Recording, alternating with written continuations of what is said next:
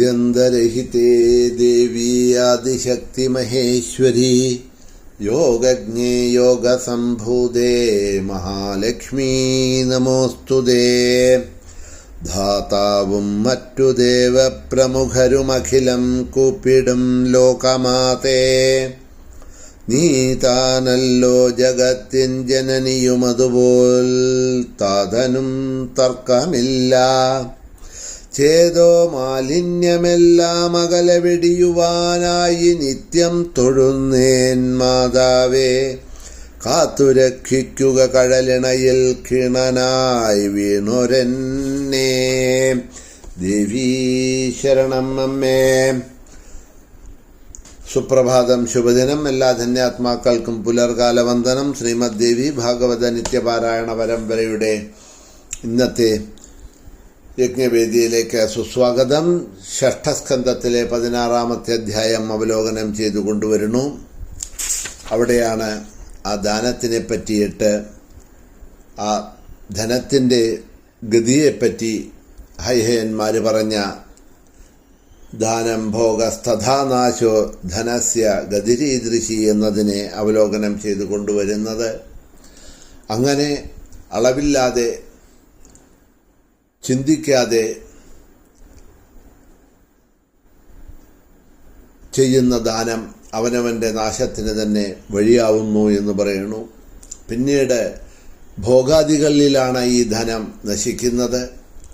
പലരും നമ്മൾ കണ്ടിട്ടുണ്ട്, പല ഭോഗങ്ങളിലും ഏർപ്പെട്ട് അതിലെല്ലാം ധനം അവർക്ക് ധനനാശമുണ്ടാവുന്നു. കാരണം ഭോഗാദി വൃത്തികളിൽ ഏർപ്പെട്ട് പല ദുശ്ശീലങ്ങളിലും കടന്നുകൂടി അത് തന്നെ നമ്മുടെ കയ്യിലുള്ള ദ്രവ്യത്തിൻ്റെ നാശത്തിന്, ധനത്തിൻ്റെ നാശത്തിന് കാരണമായിട്ട് ഭവിക്കുന്നത് നമുക്ക് ലോകത്തിൽ കണ്ടിട്ടുണ്ട്.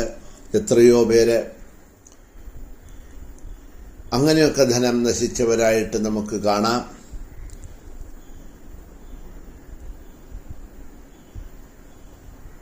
പല വഴികളിലൂടെയും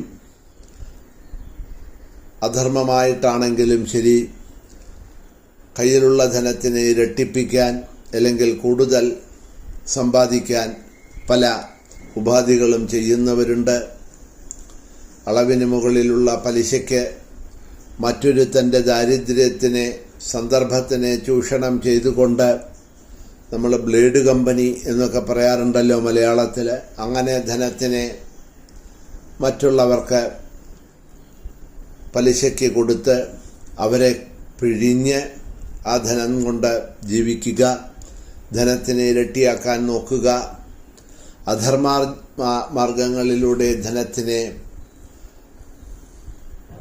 കൂടുതൽ കൂടുതൽ വൃദ്ധിപ്പെടുത്താൻ നോക്കുക, അധർമ്മമായിട്ടുള്ള ഭോഗങ്ങളിൽ ധനത്തിനെ വിനിയോഗിക്കുക. ഇത്തരത്തിലുള്ള പ്രവർത്തികളെല്ലാം ചെയ്യുന്ന സമയത്ത് ആ ധനത്തിൻ്റെ നാശം ഉണ്ടാകും എന്നുള്ളതാണ്. പിന്നെ മഹാലക്ഷ്മി എവിടെയും സ്ഥിരമായിട്ട് നിൽക്കില്ല എന്നുള്ളത് പ്രസിദ്ധമാണ്.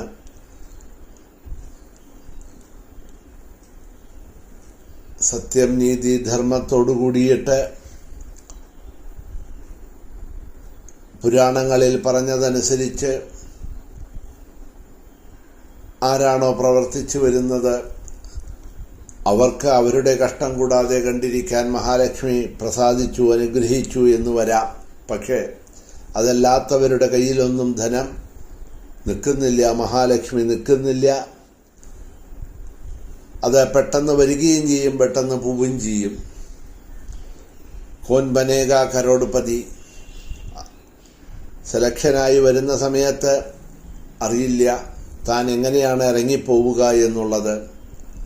ഇതാ പെട്ടെന്ന് കുറച്ചു നേരത്തെ അരമണിക്കൂറിലെ സമയം കൊണ്ട് ഒരുത്തന് 1 കോടി 5 കോടി ധനം ഉണ്ടാക്കി കൊടുക്കുന്നുണ്ട്. ലക്ഷ്മി ഇതാ കോടിക്കണക്കായിട്ട് അവനിലെത്തുന്നു. അത്രയും സമയം പോലും വേണ്ട കോടിക്കണക്കിനായിട്ടുള്ള ആ ധനം എല്ലാം പോയി നിർധനനാവാൻ. ലോകത്തിൽ ഇങ്ങനെയുള്ള പലതും നടന്നിട്ടുണ്ട്, നടക്കുന്നുണ്ട്. എത്രയോ കോടീശ്വരന്മാർ അവർക്ക് സ്വയം അറിയില്ല എത്ര കോടി ധനം, സ്വത്ത്, സമ്പത്ത് അവരുടെ കയ്യിലുണ്ട് എന്നുള്ളത്. പക്ഷേ പെട്ടെന്ന് ആ ധനമൊക്കെ നിർധനരായി. എങ്ങനെ പോയി, എന്തു പറ്റി എന്നറിയാതെ പലരും ദുഃഖത്തിലേക്ക് ആഴുന്നു, പല കഷ്ടങ്ങളിലേയും ചെന്നു വീഴുന്നുണ്ട്. അധർമ്മത്തിലൂടെ ധനം സമ്പാദിക്കുന്ന സമയത്ത് ആ ധർമ്മമാർഗങ്ങളെ കണ്ടാൽ, പണ്ടൊക്കെ രാജാക്കന്മാരായിരുന്നു എന്ന് പറഞ്ഞാൽ ഇപ്പോൾ ഗവൺമെൻറ് അല്ലെ, ഇപ്പോൾ ഭരിക്കുന്നത് ഗവൺമെൻറ് ആണല്ലോ.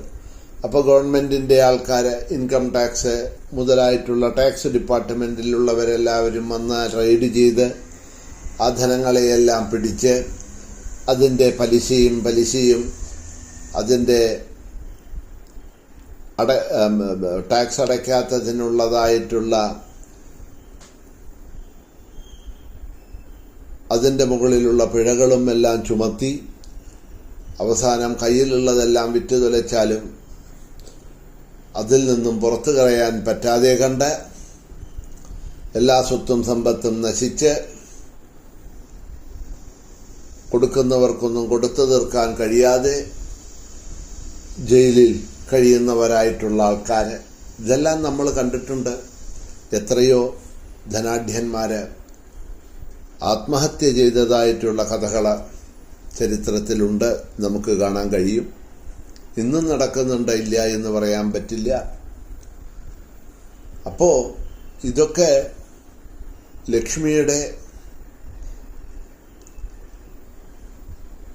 ഒരു കളികളാണ്, മായയാണ് ദേവിയുടെ എന്ന് മനസ്സിലാക്കണം. വന്ന് കയറുന്നതും അറിയില്ല, വന്ന് പോകുന്നതും അറിയില്ല. അങ്ങനെ ദാനം കൊണ്ടും ഭോഗം കൊണ്ടും അധർമ്മമാർഗം കൊണ്ടും ഈ 3 വിധത്തിൽ ആ ധനം നമ്മളിൽ നിന്നും പോകുന്നുണ്ട്. ഇനി അതെല്ലാം ഇല്ല എന്നുണ്ടെങ്കിലും ആ ധനത്തിനെ ഉപേക്ഷിച്ച് ഇന്നല്ലെങ്കിൽ നാളെ നമുക്കും പോകേണ്ടതായിട്ടുള്ള ഒരു സമയമുണ്ട്. ബാങ്ക് ബാലൻസും വീടും കാറും സ്വത്തും സ്വതന്ത്രവും മേടിച്ചിട്ട ഭൂമിയും കച്ചവടവും എല്ലാം നടക്കുന്നുണ്ടാവും. പക്ഷേ ആരുണ്ടാവില്ല, ഇതിൻ്റെയൊക്കെ ഉടമസ്ഥനായിട്ടുള്ള ഞാൻ ഉണ്ടാവില്ല. പ്രാരാബ്ധം കഴിയുന്നതോടുകൂടിയിട്ട് ഈ ആത്മാവ് ശരീരത്തിൽ നിന്നും പിരിയുന്നതോടുകൂടിയിട്ട് മരണം സംഭവമാവുന്നതോടുകൂടിയിട്ട് ഈ ധനവും എന്നിൽ നിന്നും പോയി കഴിഞ്ഞിരിക്കുന്നു എന്നുള്ളതാണ്. അപ്പോൾ അത്തരത്തിലുള്ള ധനനാശങ്ങൾ ഉണ്ടാവുന്നുണ്ട്. എന്തിനാ ഇതെല്ലാം ഇവിടെ വിസ്തരിച്ച് പറഞ്ഞത്, അല്ലെങ്കിൽ ദേവി ഭാഗവതത്തിൽ പറയുന്നത് എന്നുണ്ടെങ്കിൽ നമ്മൾ ഇതെല്ലാം എപ്പോഴും നമ്മളുടെ ചിന്തയിൽ ഉണ്ടാവണം. അത് കാരണം കൊണ്ട് തന്നെ ഇന്ന് കിട്ടുന്ന ധനത്തിൽ നമ്മൾ ഭോഗികളായിത്തീരരുത്, അധർമ്മികളായിത്തീരരുത്, വെറും സ്വാർത്ഥ താല്പര്യത്തോടുകൂടി മാത്രം ജീവിക്കരുത്. കാരണം ലക്ഷ്മി എപ്പോൾ വരുന്നു എന്നോ എപ്പോൾ പോകുന്നു, ഏത് വിധത്തിലാണ് പോകുന്നത് എന്നോ അറിയില്ല. വരുന്നത് കൊണ്ട് വിരോധമില്ല, നമുക്ക് സന്തോഷം, സുഖം തരുന്നുണ്ട്. പക്ഷേ ആ സുഖത്തിൽ മുഴുകി മതിമറന്ന് അധർമ്മങ്ങൾ ചെയ്തിരിക്കുന്ന സമയത്ത്, ആ ലക്ഷ്മി നമ്മളെ വിട്ടുപോകുന്ന സമയത്ത് അത് നമ്മളെ കൊണ്ട് താങ്ങാൻ കഴിയണില്ല. അത് നമ്മളെ തീരാ ദുഃഖത്തിൽ ആഴ്ത്തുന്നു എന്നുള്ളതും നമ്മൾ മറക്കരുത് എന്നുള്ളതിനെ ഇവിടെ കാണിച്ചു തരുന്നു. ഈ ബ്രാഹ്മണരും കാർത്തവീര്യാർജുനിൽ നിന്നും ഒരുപാട് ധനം സമ്പാദിച്ചുവെങ്കിലും ആ ധനത്തിനെ വേണ്ട വിധത്തിൽ അവര് ഉപയോഗിച്ചില്ല. ആ ധനം തന്നെ ഇപ്പോൾ അവർക്ക് ദുഃഖമായിട്ട് ഭവിച്ചു. ആ ധനത്തിനെയെല്ലാം അവരുടെ പിൻഗാമികളായിട്ടുള്ള ഐഹേയ രാജാക്കന്മാർ വന്ന് തട്ടിയെടുത്തു എന്ന് മാത്രമല്ല, ഈ ബ്രാഹ്മണരെല്ലാം അവരെ വധിച്ചു. അവരുടെ കുലം തന്നെ നശിപ്പിക്കുക എന്നുള്ള മാതിരി ഗർഭിണികളായിട്ടുള്ള സ്ത്രീകളുടെ ഗർഭത്തിനെ പോലും അവരെ നശിപ്പിച്ചിരുന്നു എന്നുള്ളത് പറയുകയാണ്. എന്തായാലും വ്യാസൻ കഥ തുടർന്നു പോകുന്നുണ്ട്. നമുക്ക്